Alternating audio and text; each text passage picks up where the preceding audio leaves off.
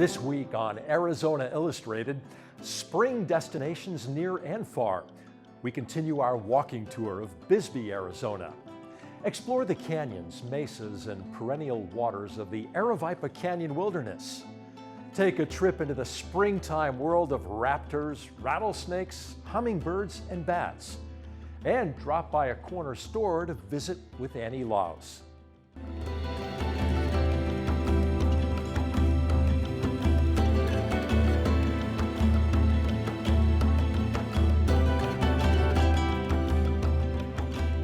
Welcome to Arizona Illustrated. I'm Tom McNamara. Last week, we began exploring places to enjoy in the remaining days of spring. And we continue that journey by heading to Bisbee, Arizona for part 2 of our architectural tour of a town where over 100 years of history is but a step away.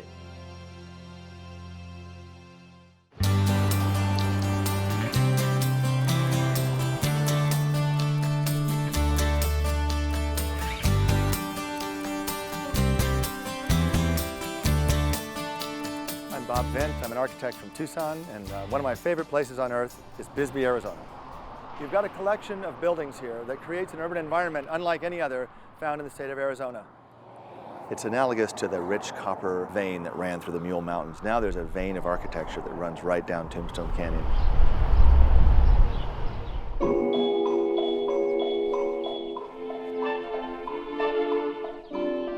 Bisbee Central School was built in 1905 to 1906 to be the one and only schoolhouse in Bisbee, Arizona.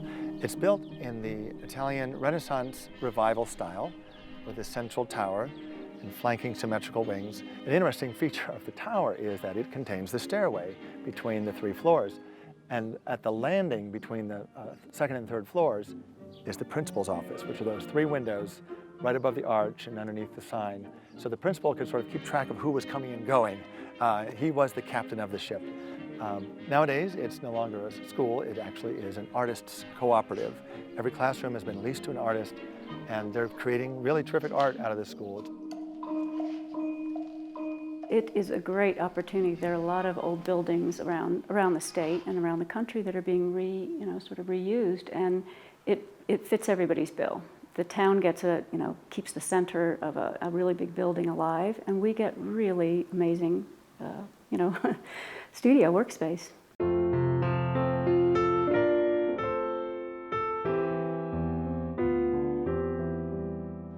One characteristic of Bisbee is that it's filled with churches of various denominations. Like every other block, you've got a church, a Methodist, a Lutheran. And this one happens to be St. John's Episcopal, which is built in a unique style, Carpenter Gothic, in that the original Gothic style from Europe was all built of stone, the great cathedrals with the pointed arches. Here in Bisbee, Arizona, local carpenters put up their version of the Gothic using all clapboards and wood siding, but still with the pointed arches. And this particular church is graced with beautiful stained glass windows, which are best appreciated from the inside, of course. But it's a lovely little church here in Bisbee.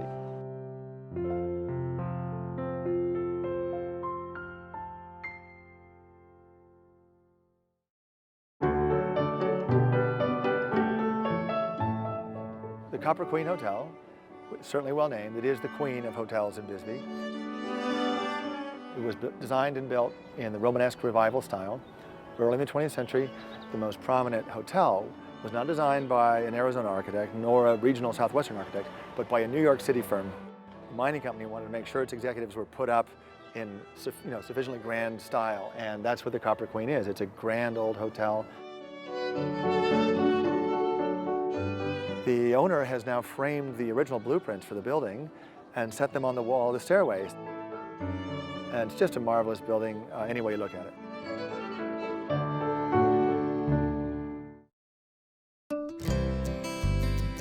So we came here, stayed at the Copper Queen, and now we're just experiencing the city. The people are super sweet, the shops are awesome. You can find anything you want, a lot of just neat, eccentric shops, art stuff. There's kind of something for everybody down here. The thing I like about this place is that it's small town friendly, you know almost everybody, and yet it's very sophisticated and cosmopolitan at the same time, more than most small towns. I think what I would really suggest is allow some time bring some walking shoes and just enjoy yourself. Bisbee is a place that you can feel the history when you walk through it.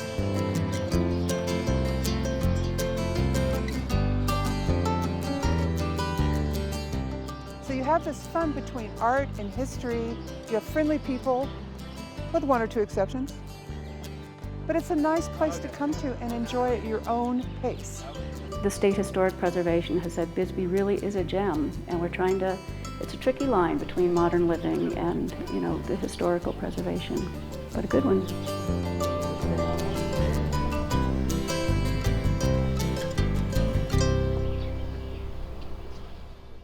There is a place only a couple of hours from both Tucson and Phoenix where water runs through 1,000-foot canyon walls year-round. Wildlife, including desert bighorn sheep and over 200 species of birds, live among shady cottonwoods. This is the Araviapa Canyon Wilderness.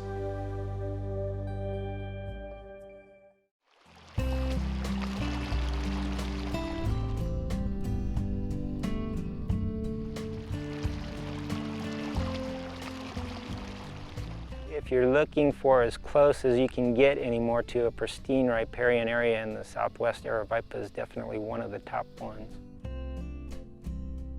Because it's kind of an oasis in the desert, stuff migrating stops through here. You never know what you're going to see. One time I saw a flock of pelicans actually got blown off course and landed in the creek. I think the highlights of Araviapa Canyon is water. I mean, there's water in southeastern Arizona, and it's amazing, it's beautiful, with lush riparian and unique species of plants and animals. And then there's saguaro cactuses standing up next to these really big cliffs and running water. I mean, it's just a really unique experience, and it's fabulous. We have about 19,000 acres of designated wilderness in Araviapa Canyon with multiple side canyons that are easily accessible, and you can definitely find yourself alone in this area and enjoy the solitude and the splendor of the location. When you camp out here at night, it's quiet, it's peaceful. There's not a sound anywhere. All you hear is a little rustling in the brush, a little the creek bubbling by, but it's peaceful and quiet, maybe one of the most quiet places in Arizona. It's a really pleasant water hike. The water temperature is really pleasant, and it's not too gravelly for most of it, so it's a good stable footing, and it's nice that we could come here any time of year and enjoy it. There's a lot of birds to see. There's a lot to see if you sit still and are quiet. And the canyons are very tall, so it gives you a sense of feeling small. This is a great view of the canyon.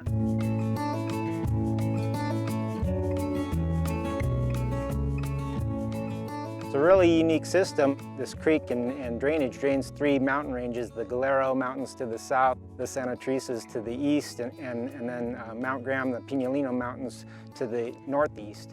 And actually everything, you know, snow melt and runoff comes down into the Araviapa Valley, soaks into the ground, and then emerges from springs here in Araviapa Canyon and runs for about 20 miles through the Araviapa Canyon Wilderness.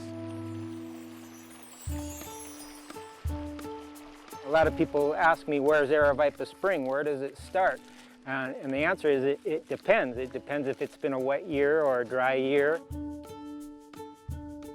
Today, here, this is where Araviapa Creek starts, and as we go downstream, it'll gradually increase, and the volume will become a lot more until we get down to the wilderness area.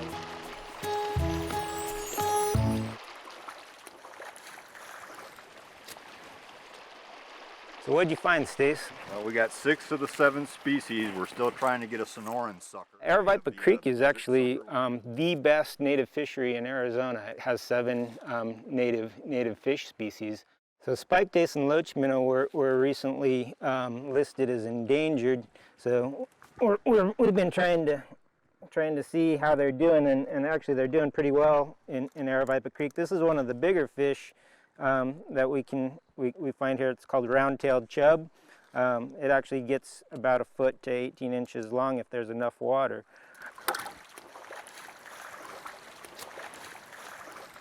This is my first time coming to Arizona, and being from New York, it's quite a drastic difference in scenery and the environment, especially the canyons, really incredible. I'm used to seeing like gorges and whatnot, but the stark contrast between the plants and animals that live down in here near the river and out in the desert, it's very, very striking to me. What are those marks on his back, Mark? Are they, is that some sort of... Well, it's my first time here, and I think it's really beautiful.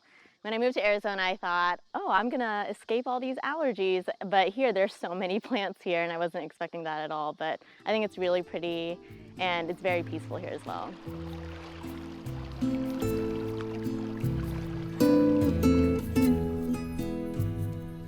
This is called horsetail, or miner's rush is another common name. It's a segmented rush. Yeah, that's hollow on the inside. It looks like, you know, what in the old days when the cowboys used to hide from the Indians, it makes a straw, and so they could breathe from underwater. We use it as an indicator species because it's susceptible to trampling by people and cattle. So if you see it in a riparian area like this, it's a sign that it's fairly healthy.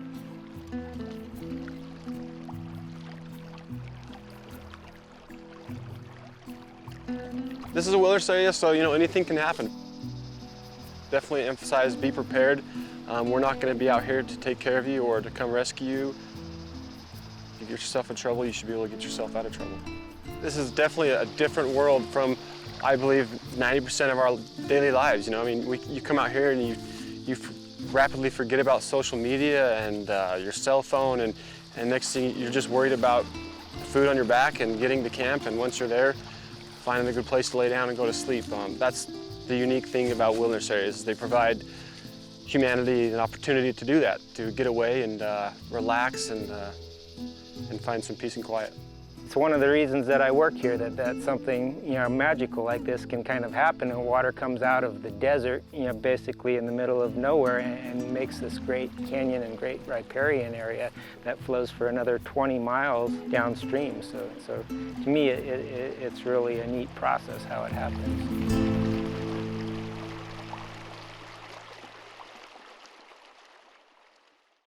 Like what you see on Arizona Illustrated? Visit our webpage at azpm.org to watch and share videos from this episode. You'll also find stories from future programs, an easy way to submit your own story idea, an archive of past episodes of Arizona Illustrated, and you'll find everything you need to stay connected with public broadcasting in Southern Arizona. azpm.org. On the corner of 17th Street and 6th Avenue south of downtown Tucson is a nondescript liquor store. Enter it and you'll be surrounded by the story of the Laos family, who has operated since opening day in 1956. Welcome to Roy's.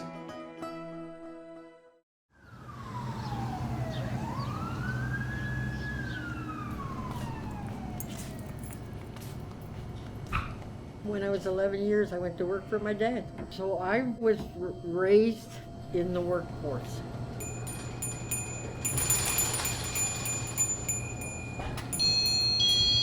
When my husband told me he was going to open a drugstore, I thought, yippee! That's for me. Here comes the bus. My mom is absolutely a person that I can't find anywhere else in the community. At her age, still working in retail 6 out of 7 days, it's amazing to me. I don't know what the next one is because I can't see it. Get your magnifying glass out. I'm getting a little there. I need this thing. Ooh, this is too big. I don't need this. I can see it.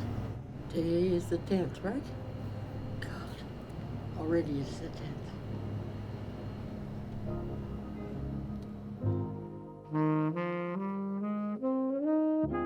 My husband Roy graduated from the College of Pharmacy at the University of Arizona in 1952. He was a registered pharmacist, and we did pharmacy for about 50 some odd years. He was kind of like the local doctor, the local pharmacist, and also got into sundries and beer and wine and spirituous liquor, so he had everything in one place. He used to take care of families. You know, mothers would bring their kids in, they'd have a sore throat. Well, he knew what to do. Somebody would come in with pink eye, and he knew what to do. I open at 11 o'clock usually, or maybe a little bit before. Close at 5 because I'm pretty pooped at 5. Do you have pricing on this stuff, Mom? I didn't think when I was 8 years old that I would last to 9 working here at the store, because I wanted to leave so badly. Because when my dad forced me as the oldest son to come and work here after school, I was so mad at him. Why would you do this to me? Now I'm 61 years old and I'm still here at the store.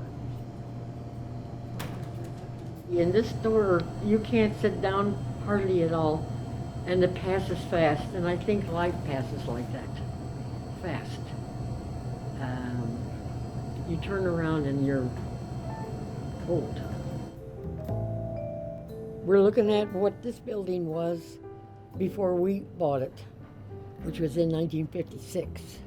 The Shanghai Cafe, see, right there. And the prices are unbelievable.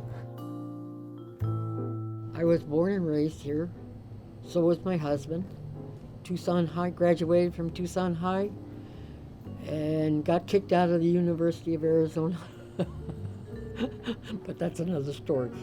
I'm an old Tucsonan. I got sand in the blood. I never had the desire to move. Probably it means that I was so dumb that I couldn't move out of town. But maybe I didn't want to move out of town.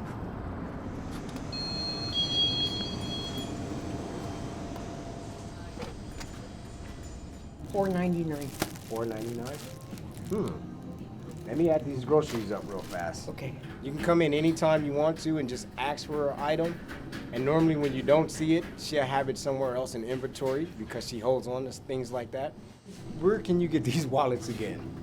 You know, you cannot get these wallets anywhere else. These are like classic retro right here. It's just stuff that they don't make anymore, they don't sell anymore, but I keep it. Because you can't, there's no way in the world you could ever get it again. Volcanic oil, made for horses, but used by human beings. Used to sell like mad. You couldn't keep it on the shelf. It's black, and it smells like hell. What's up, Annie? How are you? I'm good. It's Haley's birthday yesterday. Oh, no kidding. 9 years old. Isn't that crazy? Are you getting old? Here in this store, it's not just come in and buy what you want, but it's also find out how Annie's doing. And also, she spends a lot of time socializing with her customers. So she builds relationships with them. Makes sense now.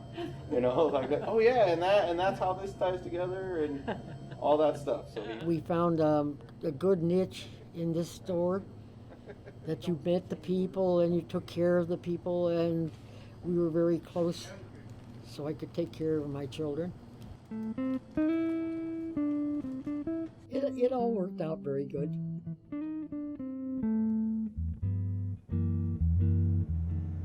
My brother called me and told me that my dad had passed away, so I was on I-10 and I kind of got choked up a little bit. Didn't know what to do. I mean, I hated to see him go, but I didn't want him to live like he was living. He passed away on my birthday, August 5th. You know, things go on. It's tough to lose my dad. Although he was pretty tough on me, it goes back to this whole thing of you become your dad and your dad becomes you. And you don't realize that sometimes until later on in life. You know, so when he went, it was I kind of felt like there was a piece of me that went too. Come on in. I'm trying to catch the bus. I know what you're doing. Come on He wants in. to buy his cream soda. Hurry up. I don't know where you're going. Just grab one. You gotta go. Never mind. You're gonna make us miss the bus. Come I'm not going to miss the bus. How much are these? 99 cents $1. The bus is here, Jacob. Come on. Here. Okay, here. Thank you. Everybody has bus mania.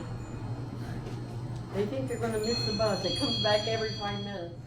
She has such tenacity, such strength, such energy. She's a constant reminder of what it takes to survive in life. I know you want it. Thank you. Thank you. I love you. I know it. I love you too. I like to do it. What would I do? Sit home and look at television? I don't think so. I meet people, I take care of them, they come in and talk to me, and it keeps you going.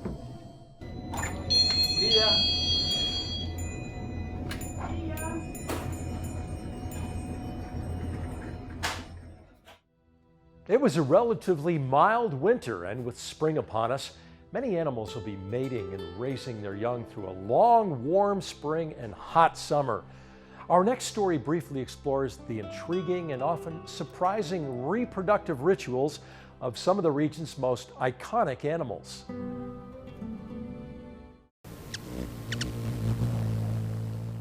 My name is Shawnee Riplog Peterson, and I'm the curator of mammalogy and ornithology at the Arizona Sonora Desert Museum.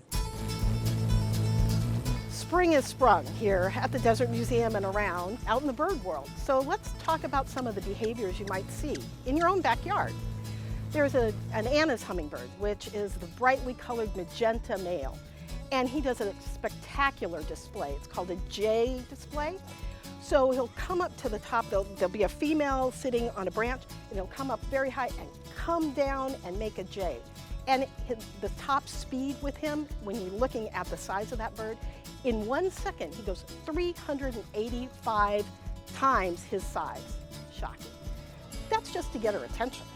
But then he's got other ways to go about this. That's with the color, with his lovely gorget area to flash and show her. And then a beautiful song. Who could resist that? It's a very brief courtship. They don't stay together for their lives. I mean, once there's been copulation, it's on to the next gal. And then the female takes care of the young, from having the egg to hatchlings to fledglings, and then even after the kids are out of the nest, even for 2 more weeks sometimes, they will go back and feed the child, the bird, the fledgling. Oh, we almost nailed it. That's right. With hummingbirds, the females do all the work. I hate to say it, guys, but they're deadbeat dads. They really don't help. It's all about the flash with them.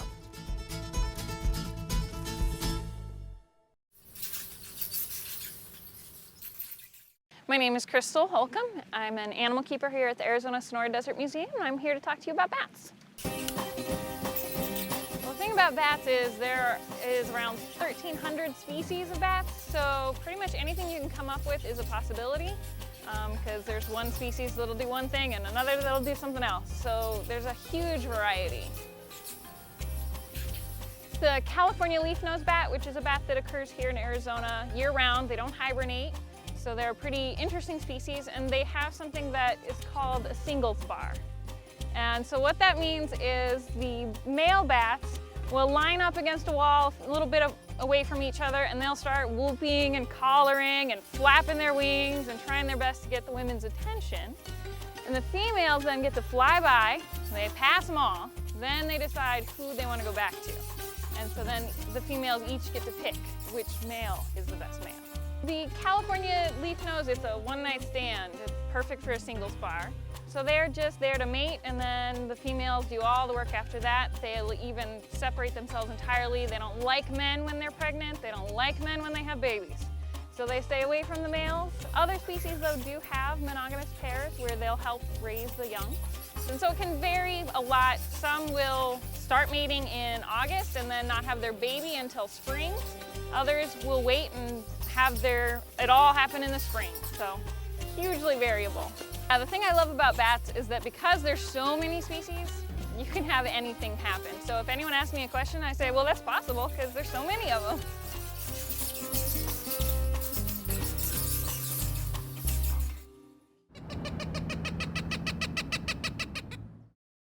My name is Bill Mannon, and I'm a professor in the School of Natural Resources and the Environment.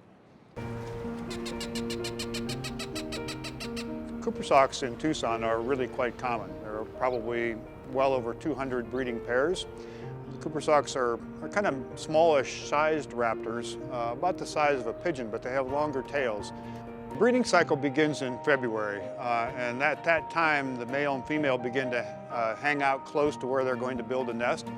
They go through some courtship flights, both male and female, and the male is bringing the female food on a pretty regular basis, and they both begin to build the nest together. So it's that time where the nest construction begins.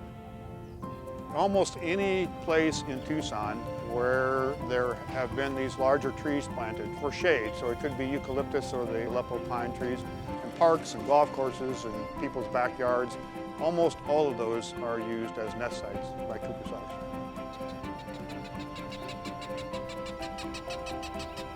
The fathers does virtually all the hunting from about February all the way through August. And then both male and female hunt for themselves, although periodically the male will feed the female in the wintertime to maintain that pair bond. But the female hunts for herself during the wintertime. They have a monogamous relationship. They maintain their pair bonds until one or the other of them dies, and then they are replaced by another individual.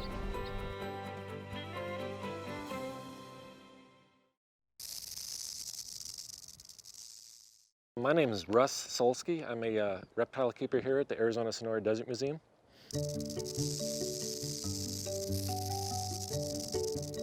My specialty is the rattlesnakes. So my job is to make sure all the rattlesnakes are healthy and happy and well taken care of. We're cursed or blessed, however you want to look at it. We have more different types than any other state in the country. We have 18 different varieties of rattlesnakes living within the borders of Arizona. Courtship and breeding on rattlesnakes, it's not too much different than other type of reptiles, but when you focus in on the reptiles in general, a little bit different things to kind of think about. One thing is the male reproductive organs. There's a pair, and they keep both of these stored inside of their tail. But from the external experience, it's very, very difficult to tell a male from a female. They pretty much look the same. But when it comes for courtship behavior, the female will advertise herself as being ready to breed by laying down a chemical pheromone. It's sort of like a perfume to attract other male rattlesnakes. And this will attract others of the same species of this type of rattlesnake, and they will follow her. If more than one male is tracking the same female and they happen to cross paths, they sometimes come into a situation where they have to fight with one another. It's called male combat courtship.